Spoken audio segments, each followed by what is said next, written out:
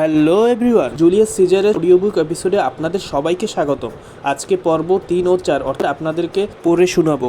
তো কথা না বাড়িয়ে শুরু করা যাক আজকের অডিওবুক এপিসোডটি। অধ্যায় 3। পরিষদের সামনে রাজপথ ধরে আসছিলেন সিজার, ব্রুটাস, ক্যাসিয়াস, ক্যাসকা সমেত আরও অনেকে। গণৎকারকে চোখে পড়ল সিজারের। পরিহাসের সুরে তাকে লক্ষ্য করে বললেন, 15ই মার্চ তো এসে গেছে। জবাবে গণৎকার বললেন, হ্যাঁ এসেছে, কিন্তু যায়নি। আর্তেমিরিয়াস নামের সিজারের শুভাকাঙ্ক্ষী লোকটি চিঠিটা সিজারের হাতে দিয়ে পড়াবার চেষ্টা করে, কিন্তু ব্যর্থ হয়। উল্টো সিজার তাকে পাগল বলে সন্দেহ করেন। সিজার সদল বদলে সিনেটে প্রবেশ করেন। ট্রেবোনিয়াস কোন অজুহাতে অ্যান্টনিওকে সেখান থেকে সরিয়ে নিয়ে যায়। মেটোলাস সিম্বার নতজানু হয়ে সিজারের কাছে তার ভাই পাবলিসিয়ারের মুক্তি প্রার্থনা করে। কোন অপরাধে তার নির্বাসন দণ্ড হয়েছে। সিজার বললেন, আইনের বিধান অনুযায়ী শাস্তি হয়েছে তোমার ভাইয়ের। তোষামদে গলে গিয়ে আমি তাকে মুক্তি দিতে পারিনি। সিজার কখনো অন্যায় করে না। ব্রুটাস এগিয়ে এসে পাবলিসিয়াস সিম্বারকে মুক্তি দিতে অনুরোধ করেন। সিজার অবাক হন, কিন্তু বলেন, আমি ধ্রুবতারার মতো চিরস্থর ও অবিচল। আকাশের সব তারার মধ্যেই আছে আগুনের উত্তাপ।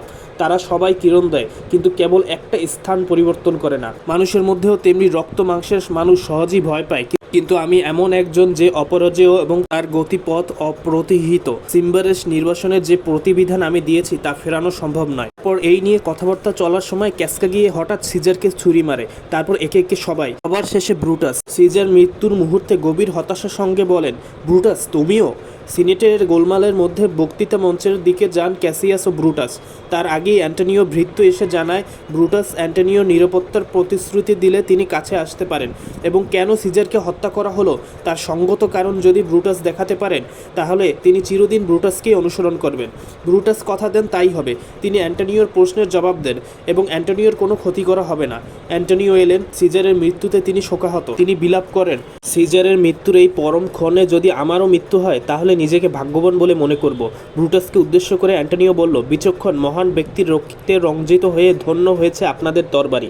যদি আপনারা আমায় সহ্য করতে না পারেন, তাহলে আমার অনুরোধ, আপনারা এই রক্তাক্ত হাত দিয়ে আমাকেও হত্যা করে আপনাদের অভিলাষ পূরণ করুন। এই পরম ক্ষণে সিজারের মৃতদেহর পাশে মৃত্যুকে বরণ করার মতো এমন সুযোগ 1000 বছর বাঁচলেও পাবো না। তাছাড়া আপনাদের মতো বীর সন্তানদের হাতে মরতে পারাটাও পরম ভাগ্যের কথা। ব্রুটাস তাকে ভরসা দিয়ে বলেন, আপাত দৃষ্টিতে হত্যাকরী হলেও তাদের অন্তরে করুণার অভাব নেই। সিজারের প্রতি সহানুভূতি সত্ত্বেও রোমের সাধারণ মানুষ ভালোর জন্য এই কাজ করতে হয়েছে। ক্যাসিয়াস অ্যান্টনিওকে বলেন, দেশের নতুন প্রশাসকদের মধ্যে তিনিও একজন হবেন। অ্যান্টনিও বলল, আমি আপনাদের বিচার বিবেচনায় সন্দেহ করি না। আপনাদের প্রত্যেকের রক্তাক্ত হাতের সঙ্গেই আমি হাত মেলাবো। কিন্তু এরপর আবার চলে তার শোক বিলাপ। এবার ক্যাসিয়াস স্পষ্ট করেই জানতে চাইলেন, কোন ধরনের সম্পর্ক অ্যান্টনিও তাদের সঙ্গে রাখতে চান। অ্যান্টনিও জানালেন, তিনি ব্রুটাস ক্যাসিয়াসদের দলেই আছেন। তবে সিজারকে কেন ওইভাবে হত্যা করা হলো তার কারণটুকু নিশ্চয়ই তাকে বলা হবে। অ্যান্টনিওর কথায় ব্রুটাস গভীর আস্থার সঙ্গে বললেন, এ বিষয়ে আমাদের যুক্তি এতই জোরালো যে তুমি সিজারের ছেলে হলেও তাতে সন্তুষ্ট হতে। অ্যান্টনিও তখন আর একটি অনুমতি চাইলেন। তিনি চাইলেন সিজারের মৃতদেহ নগরীর বাজার অঞ্চলের বক্তৃতা মঞ্চে উপস্থিত করা হোক ও তার শেষকৃত্যের সময় বন্ধু হিসেবে তাকেও কিছু বলতে অনুমতি দেওয়া হোক। ব্রুটাস অনুমতি দিলে ক্যাসিয়াস তাকে আড়ালে ডেকে নিয়ে বললেন, সিজারের শেষকৃত্যের সময় অ্যান্টনিওকে বক্তৃতা দিতে দেবেন না। অ্যান্টনিওর বক্তৃতা শুনে জনতা বিচলিত হয়ে উঠতে পারে। কিন্তু এবারেও ব্রুটাস ভরসা দিয়ে বললেন, বক্তৃতা মঞ্চে আমি প্রথম বক্তৃতা দেব এবং মানুষকে সিজারের মৃত্যুর কারণ জানাবো। অ্যান্টনিও অসঙ্গত কিছু বললে আমি তার প্রতিবাদ করব। পূর্ণ মর্যাদার সঙ্গে সিজারের শেষকৃত্য সম্পন্ন হবে, তাতে আমাদের সম্পর্কে লোকের ধারণা ভালো বই মন্দ হবে না। ক্যাসিয়াসের আশঙ্কা দূর না হলেও ব্রুটাস অ্যান্টনিওকে সিজারের মৃতদেহ নিয়ে যেতে অনুমতি দিলেন। তারপর বললেন, অ্যান্টনিও তার বক্তৃতায় সিজারের যত খুশি প্রশংসা করতে পারে, কিন্তু ব্রুটাসদের উপর কোনো দোষারোপ করা চলবে না, এবং ব্রুটাসের বক্তৃতার পরে সে ওই একই মঞ্চে বক্তৃতা দেবে। অ্যান্টনিও রাজি হলো। তিনি ছাড়া অন্যান্যরা সে জায়গা থেকে চলে যান। অ্যান্টনিও সিজারের মৃতদেহের সামনে বলেন যে সিজারের হত্যাকারীদের সঙ্গে শান্তভাবে কথা বললেও তিনি ভবিষ্যৎবাণী করেছেন যে দেশের প্রতিটি মানুষের অঙ্গ প্রত্যঙ্গ হবে অভিশপ্ত। ইটালির সর্বত্র শুরু হবে রক্তক্ষয়ী গৃহযুদ্ধ। সেই সময় সিজারের ভৃত্য সেখানে আসে ও বলে সিজারের ভাইপো অক্টোভিয়াস সিজার আসছেন, কারণ সিজার তাকে চিঠি লিখে আসতে বলেছিলেন। তারপর সিজারের মৃতদেহ দেখে সে কেঁদে ওঠে। অ্যান্টনিও বললেন, তুমি তোমার মালিককে গিয়ে যা যা ঘটেছে তা বলো। অক্টোভিয়াসের পক্ষেও রোম এখন নিরাপদ নয়। তবে আমি আগে সিজারের মরদেহ বাজারে বয়ে নিয়ে যাই। সেখানে আমি বক্তৃতা করে দেখব ষড়যন্ত্রকারীদের এই নিষ্ঠুর হত্যাকাণ্ডকে মানুষ কিভাবে নিয়েছে। তুমি তা দেখে অক্টোভিয়াসকে এখানকার খবর জানাবে। সিজারের মৃতদেহ বহন করে দুজনে স্থান ত্যাগ করে রোমের বাজার এলাকায় ব্রুটাস ও ক্যাসিয়াসকে ঘিরে ধরে জনতা। তারা জানতে চায় কেন এই হত্যা। ব্রুটাসের কথা মতো জনতার এক অংশ থাকে ব্রুটাসের সঙ্গে, আর একটা অংশ ক্যাসিয়াসের সঙ্গে অন্য অঞ্চলে চলে যায়। তাদের সন্তুষ্ট করার ভার ক্যাসিয়াসের। ব্রুটাস বক্তৃতা মঞ্চে উঠলেন ও তার কথা শুরু করলেন। ব্রুটাস বললেন, সিজারের প্রতি তার ভালোবাসা কারো চেয়ে কম নয়, কিন্তু তিনি তার বিরুদ্ধে বিদ্রোহ করেছেন। সিজারকে কম ভালোবাসে বলে নয়, রোমকে আরও বেশি ভালোবাসে বলে। ব্রুটাস প্রশ্ন করলেন, সিজারকে ভালোবাসে কি আপনারা দাস হয়ে থাকতে চান না? তার মৃত্যুর বিনিময়ে চান না স্বাধীনতা? ব্রুটাস বলে চলেন, সিজার আমায়ও ভালোবাসতেন, তার জন্য আমি চোখের জল ফেলি, তার বীরত্বের জন্য তার প্রতি শ্রদ্ধা জানাই, কিন্তু তিনি ছিলেন উচ্চাকাঙ্ক্ষী ও স্বৈরচারী, তাই তাকে হত্যা করি। এমন হীন মানুষ কি এখনও আছে যে দাসত্ব চায়? যদি কেউ থাকে তাহলে আমি তার কাছে অপরাধী।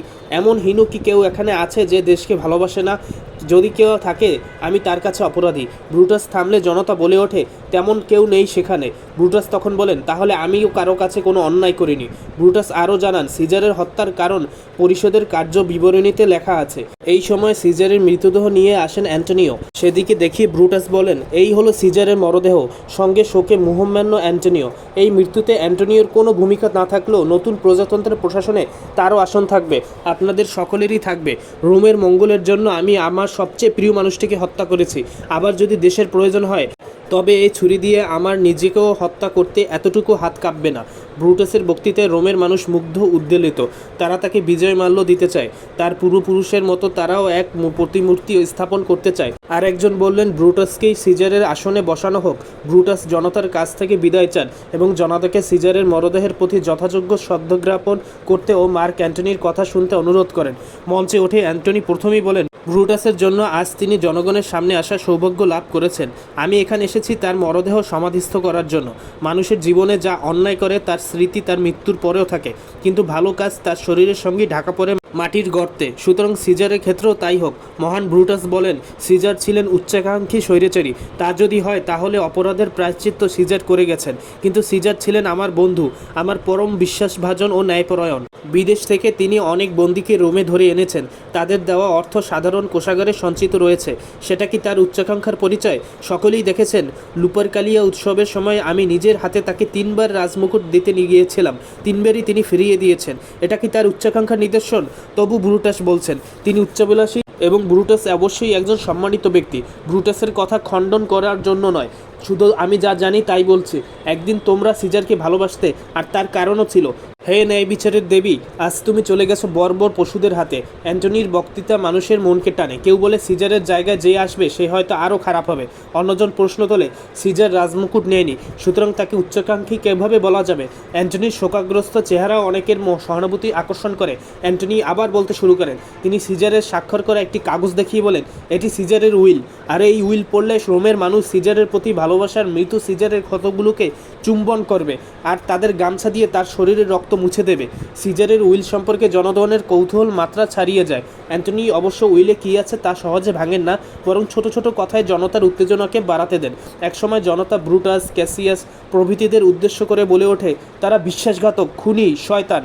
এবার অ্যান্টনি মঞ্চ থেকে নেমে সিজারের মৃতদেহের পাশে গিয়ে দাঁড়ান। শ্রোতাদের অনুরোধ করেন মৃতদেহটিকে ঘিরে দাঁড়াতে। অ্যান্টনি আবেগের সঙ্গে বলতে থাকেন, যদি তোমাদের চোখে জল থাকে তাহলে সেই চোখে জল এখন বারবার ঝরার জন্য প্রস্তুত হও।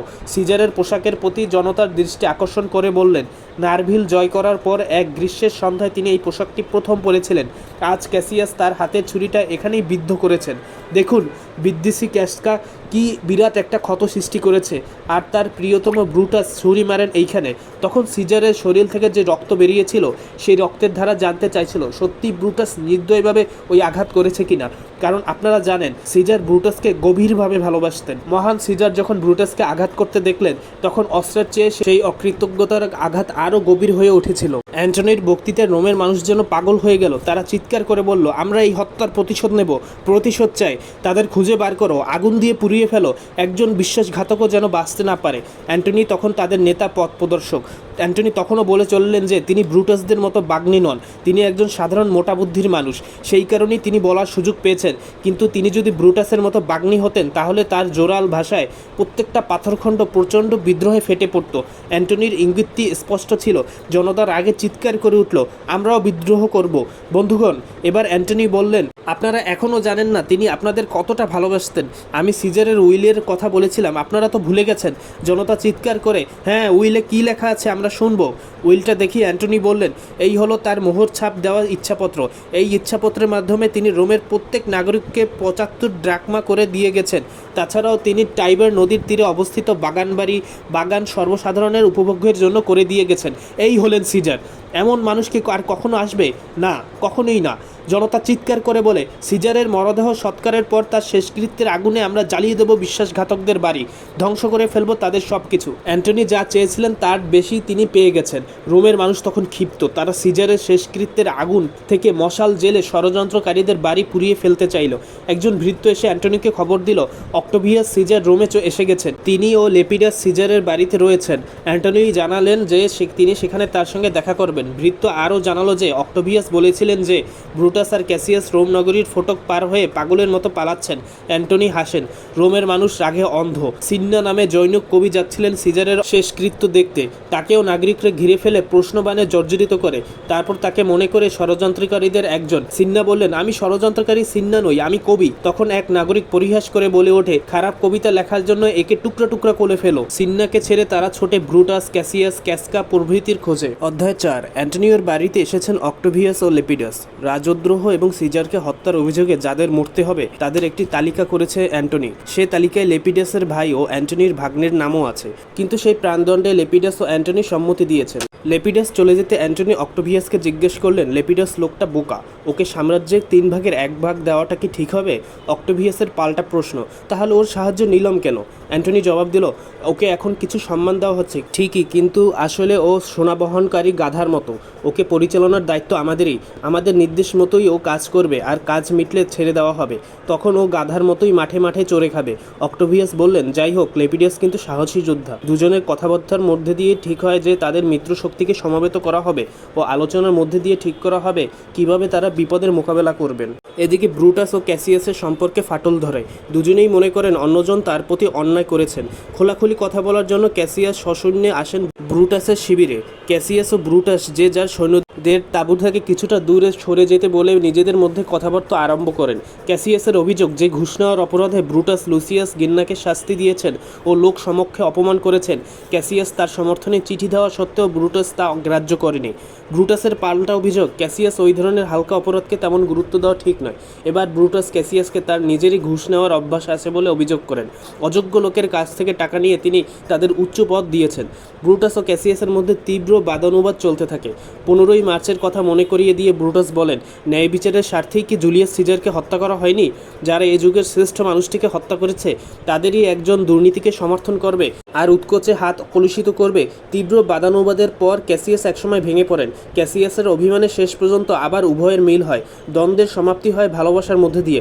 ব্রুটাস ক্যাসিয়াসকে দেন তার চরম দুঃখের খবর, পোর্সিয়া মারা গেছে। ব্রুটাসের অনুপস্থিতিতে অধৈর্য হয়ে এবং অ্যান্টনি ও অক্টোভিয়াস শক্তিশালী হয়ে উঠেছেন ভেবে আত্মঘাতী হয়েছে পোর্সিয়া। দুজনের মদের পেয়ালায় দুঃখ ভুলে থাকতে চাইলেন।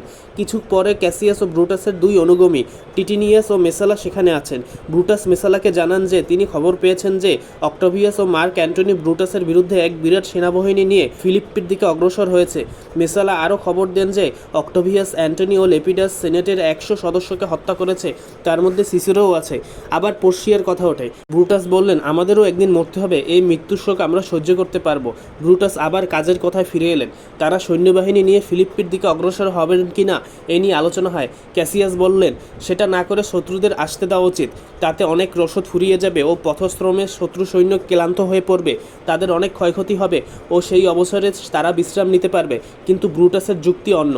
তার মতে তাদের শিবির আর ফিলিপ্পির মধ্যে যেসব জনপদ আছে সেখানকার মানুষ ব্রুটাসদের সাহায্য করছে ভয়ে, ভক্তিতে নয়।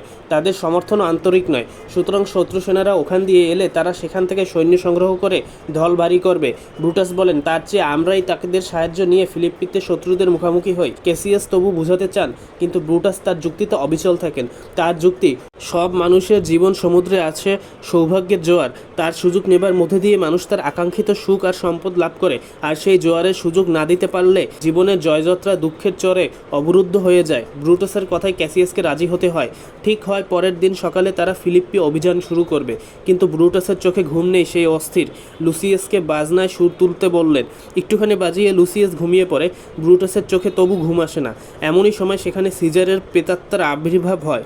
ব্রুটাসের একবার মনে হয় ভুল দেখছেন, কিন্তু প্রেতাত্মা তার দিকে ক্রমশ এগিয়ে আসে। ব্রুটাসের রক্ত ভয়ে হিম হয়ে যায়, চুল খাড়া হয়ে ওঠে। তিনি জিজ্ঞেস করেন, কী জন্য এসেছো তুমি?